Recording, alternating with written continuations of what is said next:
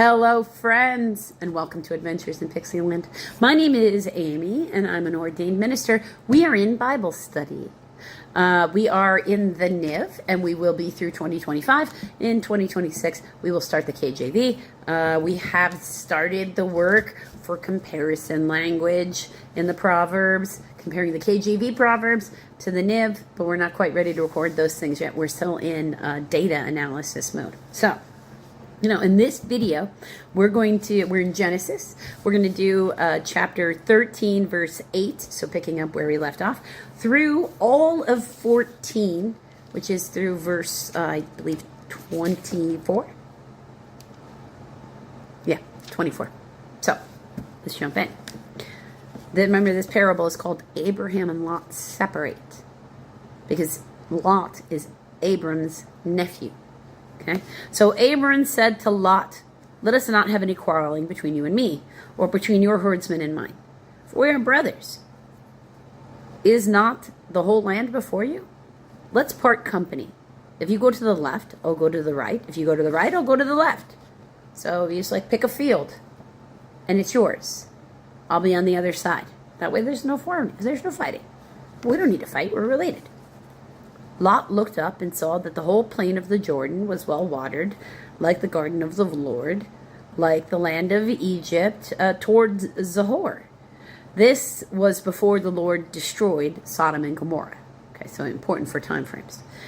So Lot chose for himself the whole plain of the Jordan and set out toward the east. The two men parted company.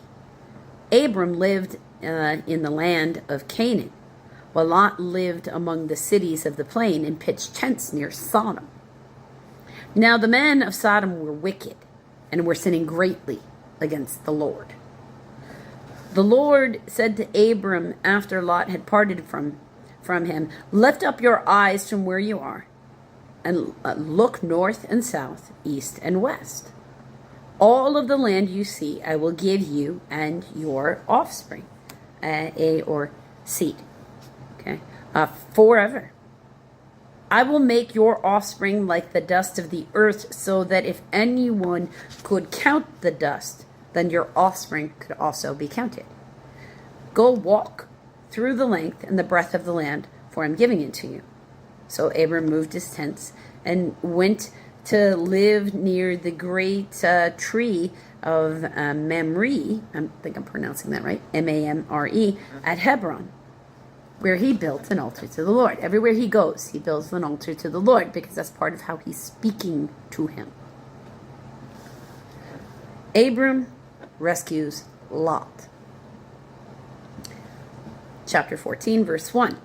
At this time, Amphirel, king of Shinar, or Babylonia, that is Babylonia, that's what the footnote says, Arioch, king of Elasar, and then Kedor Lamor, king of Elam, and Tidal, king of Goyim, Goiim, that's how I'm saying Goyim, went to war against Bera, king of Sodom, Bera, so Bera, king of Sodom, Bersha, king of Gomorrah, Shinab, king of Adamah, and Shimber, king of Zoyabin, and king of Baal, that is Zoor.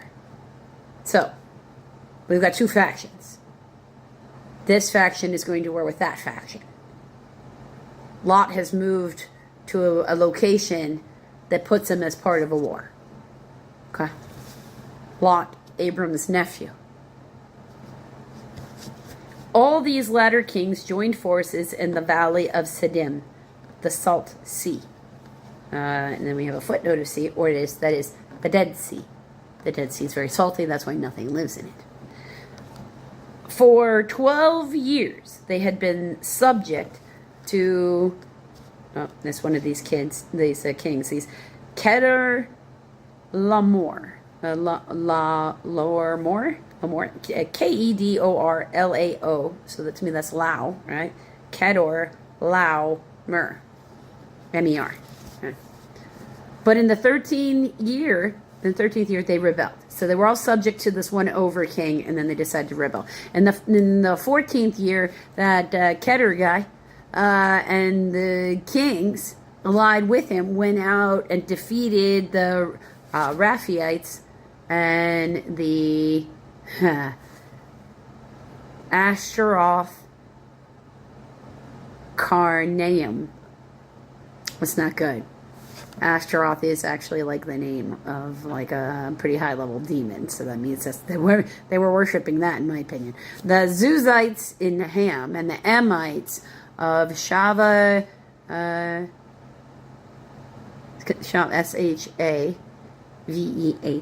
and then Kiriathaim, Kiriathaim, and the Horites in the hill country of Seir, as far as the El Paran near the desert. So they're trying to give you a geographic location so you can understand how the battle is happening. Then they turned back and went to the end of Mishpat, that is Kadesh, Kadesh, Kadesh. And they conquered the whole territory of the Amalekites, A-M-A-L-E, like a male, kites, K-I-T-E-S, Amalekites, as well as the Amorites, A-M-O-R-I-T-E-S, in case you don't know, Amorites, who were living in the Hazan, because it's two Z's, H-A-Z, so Azon, A-Z-O-N, Hazanazon, Tamar. I don't know. I'm so not pronouncing that right, but it's okay. Then the king of Sodom, the king of Gomorrah, the king of Adamia, the king of Zobiim, and the king of Bela, that is Zor, marched out and drew up their battle lines in the valley of Siddim near the against that Kedar king of Elam, the title king of Goyim, the Aphro, the king of Shinar, and the Ariak king of Elazar, E-L-L-A-S-R, Elazar. So again, 4 kings against 5. So they're in this battle position. Now the kings of Siddim was full of... Now the valley of Siddim, sorry. Now the valley of Siddim was full of tar pits, so they're booby trapping, as you would expect before a battle. When the kings of Sodom and Gomorrah fled, some of the men fell into them, and they fled into the hills, so they did what they were supposed to do. The 4 kings seized all the goods of Sodom and Gomorrah and all their food, and then they went away. They plundered and left, okay. They also carried off Abram's nephew Lot, of course, because he was near there, and all his possessions, since he was living in Sodom.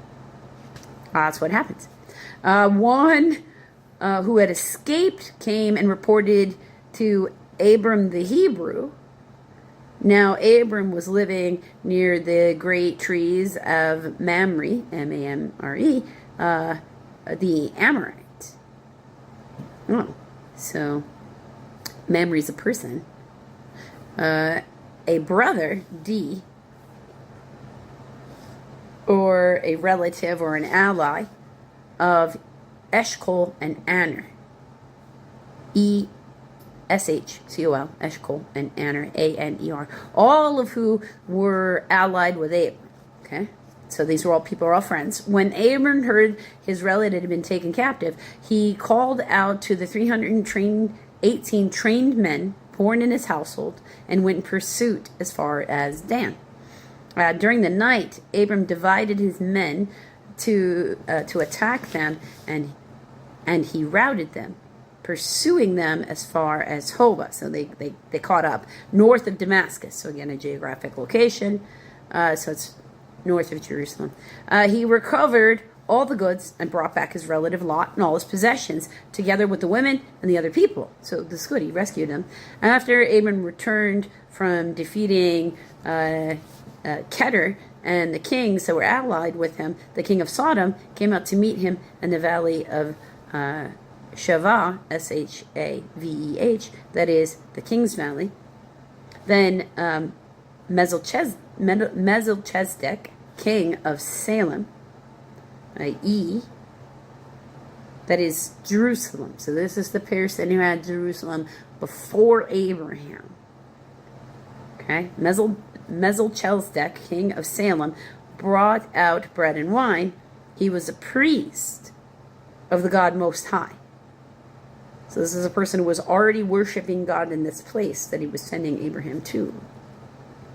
And he blessed Abraham, saying, "Blessed be Abram by God Most High, creator of the heaven and the earth." You got a footnote of F.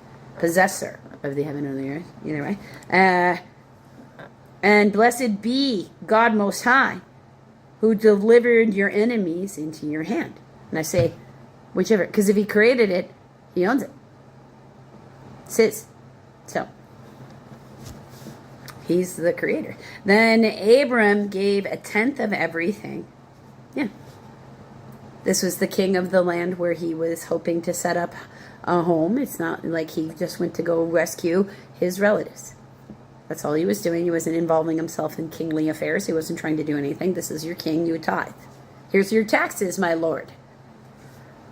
The king of Sodom said to Abram, "Give me the people and keep the goods for yourself."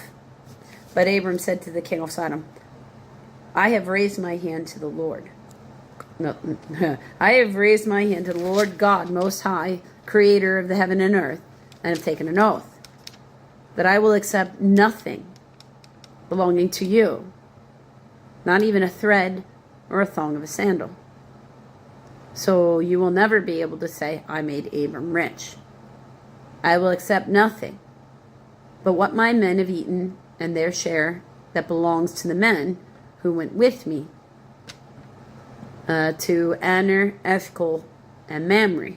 Let them have their share." Abraham is like, I got my relatives. I don't need anything from you. I don't want anything from you. Whatever the plunder is, give those people who helped me what they have earned.